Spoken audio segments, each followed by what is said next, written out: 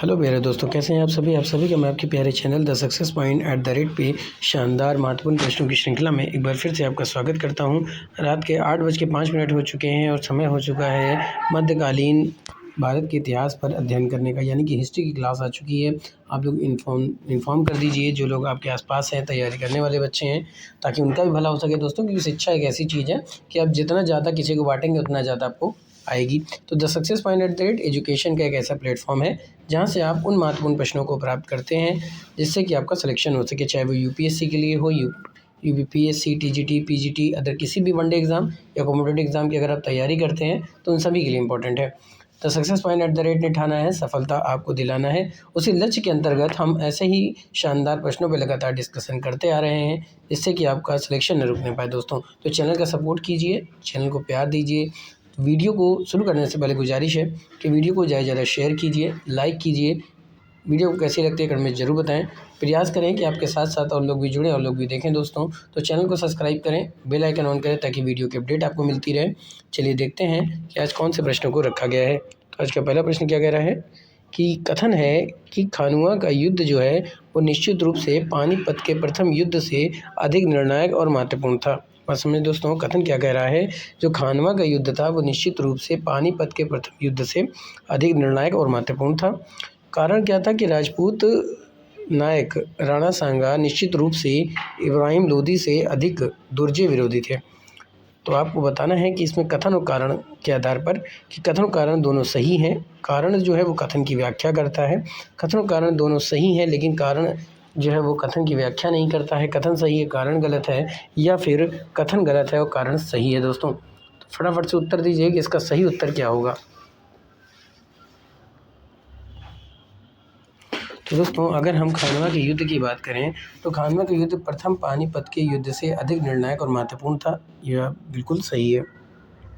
कारण की बात करें तो राणा सांगा इब्राहिम लोदी से अधिक प्रतिद्वंदी थे और दुर्जय प्रतिद्वंदी थे, ये भी सही है। कथन और कारण दोनों सही हैं दोस्तों, और कारण जो है कथन की व्याख्या करता है। तो आपका विकल्प कौन सा सही हो जाएगा? ए आपका विकल्प सही हो जाएगा। तो A is the right answer for this question. और प्रश्न क्या हो जाएगा दोस्तों? इंपॉर्टेंट हो जाएगा। चलते हैं अगले शानदार प्रश्न की तरफ। अगला प्रश्न है दोस्तों कि निम्नलिखित में से कौन सा जोड़ा सही सुमेलित है? कौन सा जोड़ा है वो सही सुमेलित है? पहला क्या कह रहा है, दीवाने बदगानी, ये तुगलक से संबंधित है। दीवाने मुस्तकराज बलबन, दीवाने कोही अलाउद्दीन खिलजी, दीवाने अर्ज जो है मोहम्मद तुगलक। आपको बताना है कि इस जोड़े में से कौन सा सही सुमेलित है। आइए देखते हैं। अगर हम बात करें दीवाने बदगानी की, तुगलक दिया हुआ है तो ये गलत हो जाएगा दोस्तों। इसलिए गलत हो जाएगा क्योंकि जो दीवाने बदगानी है उसका संबंध इल्तुतमिश से है। यानी दीवाने बदगानी को किसने विकसित किया था? तो इल्तुतमिश ने किया था। ठीक है दोस्तों, इल्तुतमिश, ठीक है, इसको इल्तुतमिश ने किया था। दीवाने मुस्तकराज जो है ये बलबन से संबंधित है, तो ये भी गलत हो जाएगा दोस्तों, क्योंकि दीवाने मुस्तकराज का जो संबंध है वो इल्तुतमिश से ही संबंधित है। किससे संबंधित है? याद रखिएगा, इल्तुतमिश से ही संबंधित है। ये भी इल्तुतमिश है, मैं लिख देता हूँ, इल्तुतमिश से ही संबंधित है दोस्तों। दीवाने कोही की बात करें तो दीवाने कोही ये भी गलत हो जाएगा क्योंकि इसका संबंध तुगलक से है। इसका संबंध किससे है? तुगलक से है दोस्तों, ठीक है। और दीवाने अर्ज का संबंध मोहम्मद तुगलक कह रहा है, तो यही सही हो जाएगा दोस्तों। दीवाने अर्ज का संबंध मोहम्मद तुगलक से है, ये भी गलत है दोस्तों, ठीक है। तो यहाँ पे क्या है कि कोई भी विकल्प सही नहीं होगा दोस्तों, ठीक है। क्या हो जाएगा? कोई सही सुमेलित नहीं होगा। तो उत्तर क्या हो जाना चाहिए यहाँ पे? इनमें से कोई नहीं। देखिए विकल्प नहीं दिया है तो क्या हो जाएगा? कोई नहीं, ठीक है। आगे चलते हैं। निम्नलिखित घटनाओं पर विचार करना है। चलिए आगे देखते हैं। प्रश्न कह रहा है दोस्तों कि निम्नलिखित घटनाओं पर विचार करें। विजयनगर के कृष्णदेव राय का शासन, फिर कुतुब मीनार का निर्माण, भारत में पुर्तगालियों का आगमन, फिर तुगलक की मृत्यु। इसको आपको क्रम वाइज बताना है दोस्तों, ठीक है। तो सबसे पहले कुतुब मीनार का निर्माण हुआ था। सबसे पहले क्या हुआ था? कुतुब मीनार का निर्माण हुआ था। कुतुब मीनार का निर्माण के बाद जो हुआ था वो फिरोज शाह तुगलक की मृत्यु हुई थी। कि पुर्तगालियों का आगमन, सबसे पहले कुतुब मीनार का निर्माण, कुतुब मीनार के निर्माण के बाद प्यारे दोस्तों पुर्तगालियों का आगमन। क्या हुआ था? पुर्तगालियों का, है ना। तो सब चलिए सन वाइज देख लेते हैं। कुतुब मीनार का निर्माण 1200 में, फिरोज तुगलक की मृत्यु 1388 में, पुर्तगालियों का आगमन जो था 1498 में था। ठीक है, तो इसी आधार पर आपको लगाना है। आइए मिलाते हैं। तो सबसे पहले क्या हो जाएगा, तो सबसे पहले जो पूछा जा रहा है दोस्तों वो आपका है कुतुब मीनार का निर्माण। कुतुब मीनार के निर्माण के बाद जो हुआ था वो हुआ था पहले दोस्तों फिरोज शाह तुगलक की मृत्यु।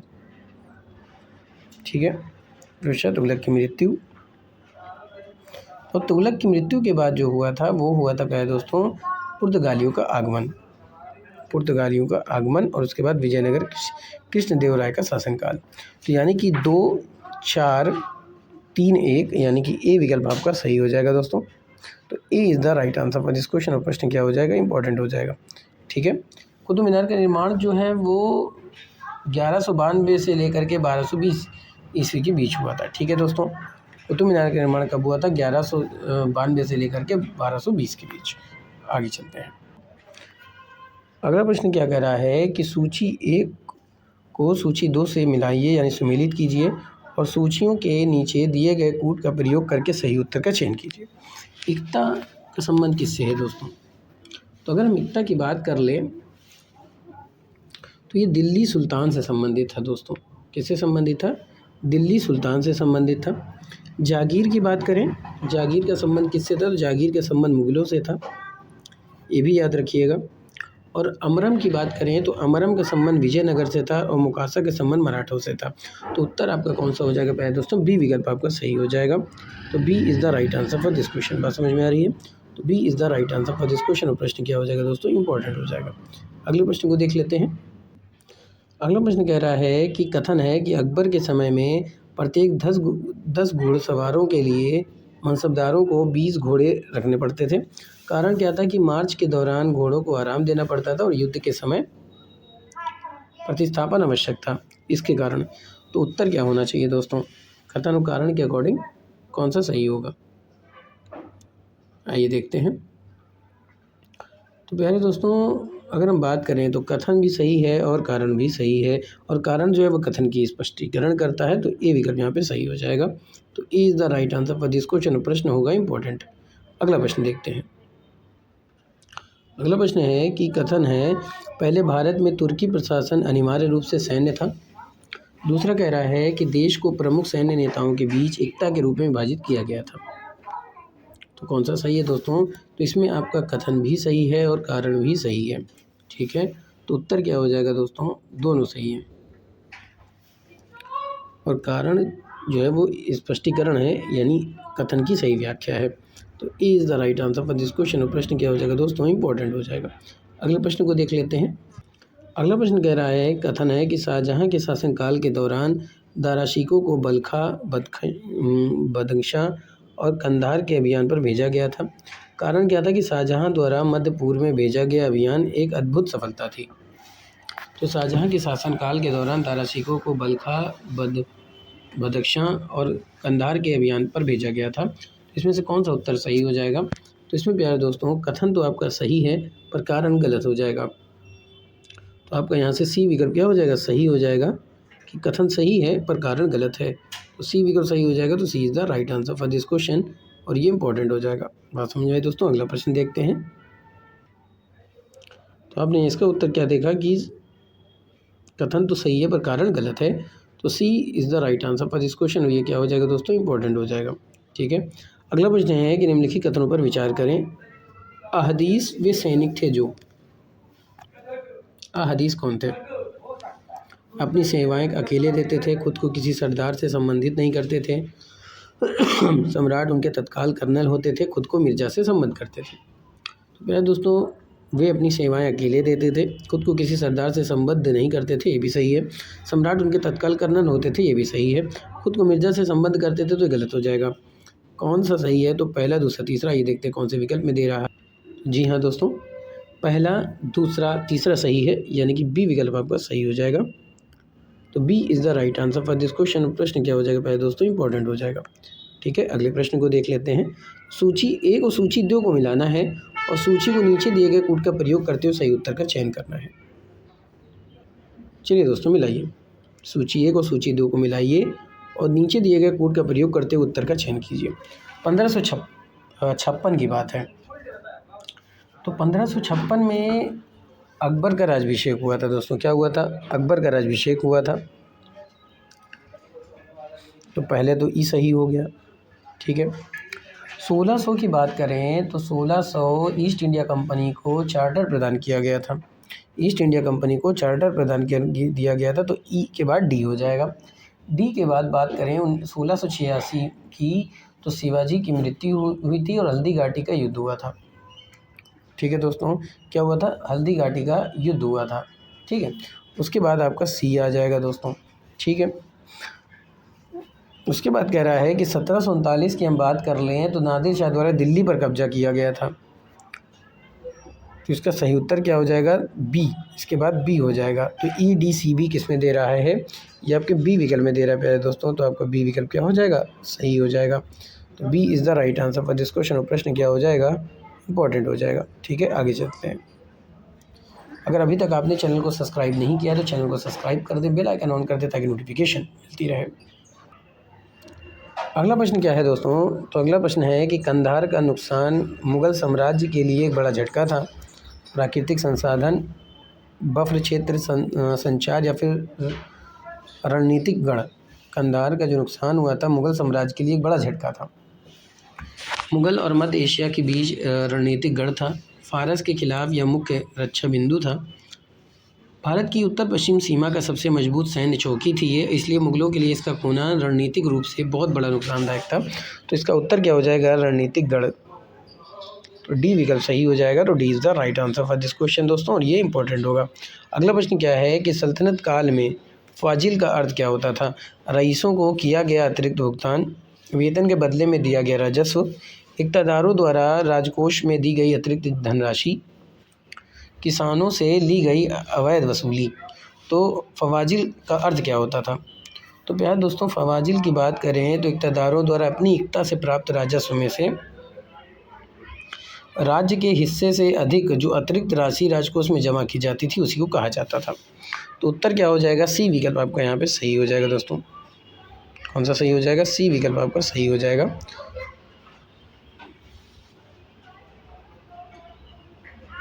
ठीक है दोस्तों, यहाँ से आपने क्या देखा?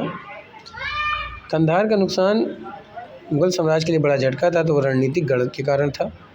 रणनीतिक गढ़ का नुकसान हुआ था। D is the right answer for this question, और ये इंपॉर्टेंट हो जाएगा। अगला प्रश्न था कि सल्तनत काल में फवाजिल का अर्थ क्या था? तो ये सी विकल्प सही हो जाएगा दोस्तों। कह रहा है कि इक़्तिदारों के द्वारा राजकोष में दी गई अतिरिक्त धनराशि। तो यहाँ पे सी विकल्प सही हो जाएगा। तो C is the right answer for this question, और प्रश्न क्या होगा दोस्तों? इंपॉर्टेंट हो जाएगा। अगले प्रश्न को देख। अगला प्रश्न कह रहा है कि नस्तालिक थी मध्यकालीन भारत में प्रयुक्त एक फ़ारसी लिपि, तानसेन द्वारा रचित एक राग, मुग़ल शासकों द्वारा लगाया गया एक उपकर, उलेमाओं के लिए आचार संहिता की एक पुस्तिका। तो ये होता था दोस्तों मध्यकालीन भारत में प्रयुक्त एक फ़ारसी लिपि। मध्यकालीन भारत में प्रयुक्त एक फ़ारसी लिपि होती थी। तो आपका यहाँ पे प्यारे दोस्तों ए विकल्प सही हो जाएगा। तो A is the right answer for this question, और प्रश्न इंपॉर्टेंट होगा। अगले प्रश्न को देखते हैं। निम्नलिखित में से मध्यकालीन भारत के प्रसिद्ध न्यायविद कौन थे? विज्ञानेश्वर, हेमाद्रि, राजशेखर या जीमूत वाहन। दोस्तों, निम्नलिखित में से मध्यकालीन भारत के प्रसिद्ध न्यायविद कौन होते थे? विज्ञानेश्वर, हेमाद्रि, राजशेखर, जीमूत वाहन। तो विज्ञानेश्वर की बात करें तो ये जो है मिताक्षरा के रचयिता हैं। हेमाद्रि की बात करें तो स्मृति संग्रह व कानूनी ग्रंथ है। राजशेखर कवि एवं नाटककार न्यायविद नहीं है। दय भाग के रचयिता है जीमूत वाहन। तो इसका सही उत्तर क्या हो जाएगा दोस्तों? तो सही उत्तर हो जाएगा 1, 2, 4। 1, 2 और 4, तीसरा गलत हो जाएगा। आइए देखते हैं कौन से विकल्प में दिया। तो 1, 2, 4 ये आपको सी विकल्प में दे रहा है दोस्तों। तो आपका यहाँ से सी विकल्प क्या हो जाएगा? सही हो जाएगा। तो C is the right answer for this question. अगला प्रश्न क्या है कि चचनामा निम्नलिखित में से किस क्षेत्र का सबसे पुराना इतिहास है? कश्मीर का, गंधार का, सिंध का या फिर पंजाब का? कह रहा है कि चचनामा किस क्षेत्र का सबसे पुराना इतिहास माना जाता है? चचनामा प्यारे दोस्तों ये सिंध का सबसे पुराना ऐतिहासिक ग्रंथ है मूल रूप से अरबों द्वारा सिंध विजय का इसमें वर्णन किया गया है। तो उत्तर क्या हो जाएगा आपका सिंध। तो सी विकल्प आपका सही हो जाएगा। C is the right answer for this question. और ये क्या हो जाएगा, इंपॉर्टेंट हो जाएगा। अगले प्रश्न को देख लेते हैं।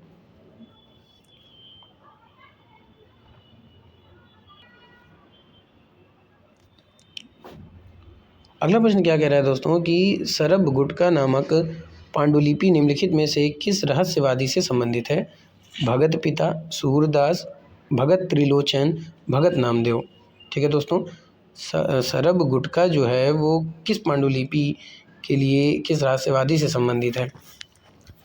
भगत पिता, सूरदास, भगत त्रिलोचन, भगत नामदेव। तो सरबगुटका जिस रहस्यवादी से संबंधित है उसके बारे में आपसे पूछ रहा है पहले दोस्तों। तो इसका सही उत्तर क्या होना चाहिए, तो याद है कि इसका सही उत्तर होना चाहिए भगत त्रिलोचन होगा दोस्तों, भगत त्रिलोचन, यानी कि सी विकल्प सही हो जाएगा। तो C is the right answer for this question.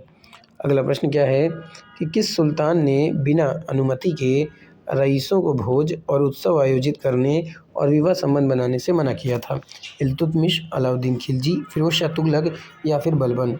ठीक है दोस्तों, किस सुल्तान ने बिना अनुमति के रईसों को भोज और उत्सव आयोजित करने और विवाह संबंध बनाने से मना किया था। इल्तुतमिश ने, अलाउद्दीन खिलजी ने, बलबन ने, फिरोज शाह तुगलक ने। तो इसका सही उत्तर क्या हो जाएगा दोस्तों, तो इसका सही उत्तर हो जाएगा अलाउद्दीन खिलजी। इसका सही उत्तर क्या हो जाएगा, अलाउद्दीन खिलजी इसका सही उत्तर हो जाएगा दोस्तों। तो आपका बी विकल्प क्या हो जाएगा, सही हो जाएगा। तो B is the right answer for this question. अगले प्रश्न को देख लेते हैं। अगला प्रश्न पूछ रहा है कि हाजी इब्राहिम सरहिंदी को एक फ़ारसी लेखक के रूप में जाना जाता है। अकबर के शासनकाल के दौरान निम्नलिखित संस्कृत कार्य का फ़ारसी में अनुवाद किया गया था। रामायण में, महाभारत, अथर्ववेद, ऋग्वेद।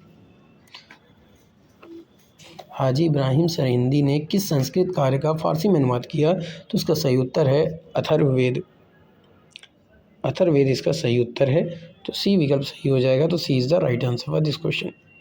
अगला प्रश्न क्या है, किस वर्ष जयपाल को हराने के बाद महमूद गजनवी गुजरात की ओर बढ़ा जहां उसने सोमनाथ मंदिर को नष्ट कर दिया। तो ये 900 ईस्वी में था, 935 ईस्वी में था, 1025 ईस्वी में था, 810 ईस्वी में था। तो प्यारे दोस्तों, जयपाल को हराया गया था 1001 से 1002 ईस्वी के बीच में। सोमनाथ मंदिर पर आक्रमण हुआ था 1025 में। तो सही उत्तर क्या हो जाएगा, 1025। तो सी विकल्प सही हो जाएगा यहाँ पे। तो C is the right answer for this question. प्रश्न क्या हो जाएगा पहले दोस्तों, इंपॉर्टेंट हो जाएगा। अगले प्रश्न को देख लीजिए। अगला प्रश्न कह रहा है कि निम्नलिखित में से कौन सी उपलब्धि इल्तुतमिश से संबंधित नहीं है। कह रहा है चांदी के टका और तांबे के जीतल, यानी जीतल इसको कहा जाता है, की शुरुआत, इक्तादारी प्रणाली की स्थापना, चालीसा का निर्माण, देवी अधिकार सिद्धांत की वकालत। कौन सी उपलब्धि इल्तुतमिश से संबंधित नहीं है। सॉरी। तो प्यारे दोस्तों, इसमें से जो उपलब्धि शामिल नहीं है वो है दैवी अधिकार। दैवी अधिकार सिद्धांत ये इल्तुतमिश से संबंधित नहीं है प्यारे दोस्तों। ठीक है, तो आपका विकल्प क्या सही हो जाएगा, डी विकल्प यहाँ पे सही हो जाएगा। तो D is the right answer for this question. अगला प्रश्न क्या है कि निम्नलिखित में से किस लेखक ने मासिर आलमगीरी लिखी है। ईश्वरदास नगर ने, मिनहाज ए सिराज, जियाउद्दीन बर्नी, अलबरूनी। तो मासिर ए आलमगीरी की बात करें तो औरंगजेब के इतिहास का वर्णन है और इसे लिखा है ईश्वरदास नगर ने। किसने लिखा है दोस्तों, तो इसे लिखा है ईश्वरदास नगर ने। तो आपका ए विकल्प क्या हो जाएगा, सही हो जाएगा। और ये क्या हो जाएगा पहले दोस्तों, इंपॉर्टेंट प्रश्न हो जाएगा। अगले प्रश्न को देखते हैं। तो प्यारे दोस्तों, यहाँ से अगला प्रश्न निकल के आ रहा है कि विजयनगर साम्राज्य के सिक्कों के लिए निम्नलिखित में से कौन सा शब्द प्रयोग नहीं किया गया था। ध्यान से समझिएगा, विजयनगर साम्राज्य की बात की जा रही है कि विजयनगर साम्राज्य में जो सिक्का चलाए गए थे उसके लिए कौन से शब्द का प्रयोग नहीं किया गया था। आपका विकल्प क्या है, गोदियाना, पैगोड़ा, वराह, पालूस। तो पैगोड़ा विजयनगर के काल में स्वर्ण मुद्रा को कहा जाता था, स्वर्ण मुद्रा को ही वराह ही कहा जाता था, छोटी मुद्रा को गुणायना कहा जाता था। पर फालूस जो है ये सुल्तान या मुग़ल काल के तांबे की मुद्रा थी, न कि विजयनगर की। तो इसका सही उत्तर क्या हो जाएगा, फालूस, यानी कि डी विकल्प आपका सही हो जाएगा दोस्तों। तो D is the right answer for this question. और प्रश्न क्या हो जाएगा, इंपॉर्टेंट हो जाएगा।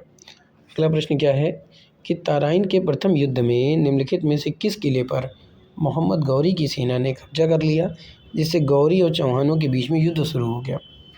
तराइन के प्रथम युद्ध में निम्नलिखित में से किस किले पर मोहम्मद गौरी की सेना ने कब्जा किया था, जिससे गौरी और चौहानों के बीच में क्या हुआ, युद्ध शुरू हो गया। पहला कह रहा है केसरगढ़, दूसरा कह रहा है फिल्लौर, तीसरा तरबहिंद और डी विकल्प क्या कह रहा है, मनौली। तो पहले दोस्तों तराइन का जो प्रथम युद्ध हुआ था वो 1191 में हुआ था, ये भी याद रखिएगा। और मोहम्मद गौरी ने तबरहिंद पर कब्जा कर लिया था। किस पर, तबरहिंद। तो आपका सी विकल्प क्या हो जाएगा, सही हो जाएगा। और प्रश्न क्या हो जाएगा पहले दोस्तों, इंपॉर्टेंट हो जाएगा। अगले प्रश्न को देखते हैं। बहुत ही शानदार प्रश्न है दोस्तों। निम्नलिखित में से किस शिलालेख में बलबन ने स्वयं को खलीफा का सहायक कहा था। किस शिलालेख में बलबन ने स्वयं को क्या कहा था, खलीफा का सहायक कहा था। पहला कह रहा है कि कुव्वत अल इस्लाम मस्जिद शिलालेख में, कुतुब मीनार दीवार शिलालेख में, गढ़मुक्तेश्वर की मस्जिद शिलालेख में, अढ़ाई दिन का झोपड़ा शिलालेख में। किस शिलालेख में। तो इसका उत्तर क्या है दोस्तों कि जिस शिलालेख में बलबन ने स्वयं को खलीफा का सहायक बताया था वो था गढ़मुक्तेश्वर का मस्जिद शिलालेख, गढ़मुक्तेश्वर का मंदिर शिलालेख। तो आपका यहाँ पे सी विकल्प क्या हो जाएगा पहले दोस्तों, सही हो जाएगा। और प्रश्न क्या हो जाएगा, इंपॉर्टेंट हो जाएगा। अगला प्रश्न क्या है कि तुर्कों ने वास्तुकला की मेहराब और गुंबद शैली कहाँ से उधार ली थी। बिजान्टिन साम्राज्य से, राजधानी वास्तुकला शैली से, फारसी वास्तुकला से या फिर चीनी वास्तुकला से।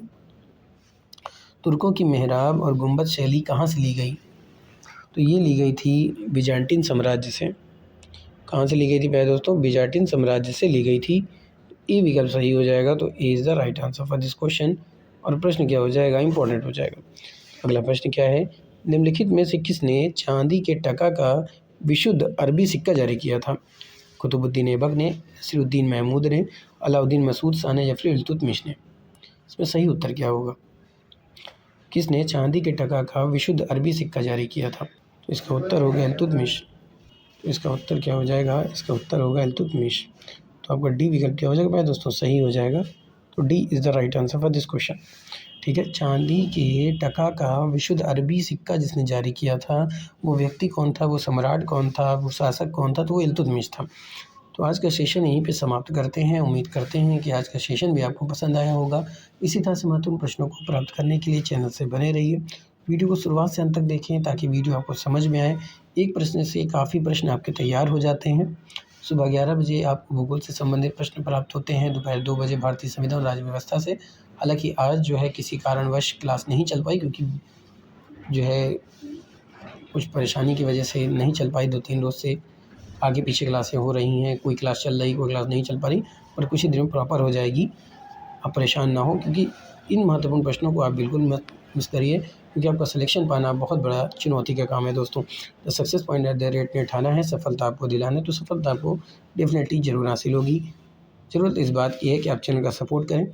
तो चैनल को सब्सक्राइब कीजिए, बेल आइकन ऑन कीजिए ताकि वीडियो की अपडेट आपको मिलती रहे।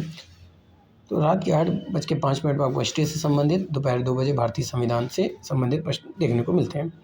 फिर मिलेंगे। Thank you, wish you all the best.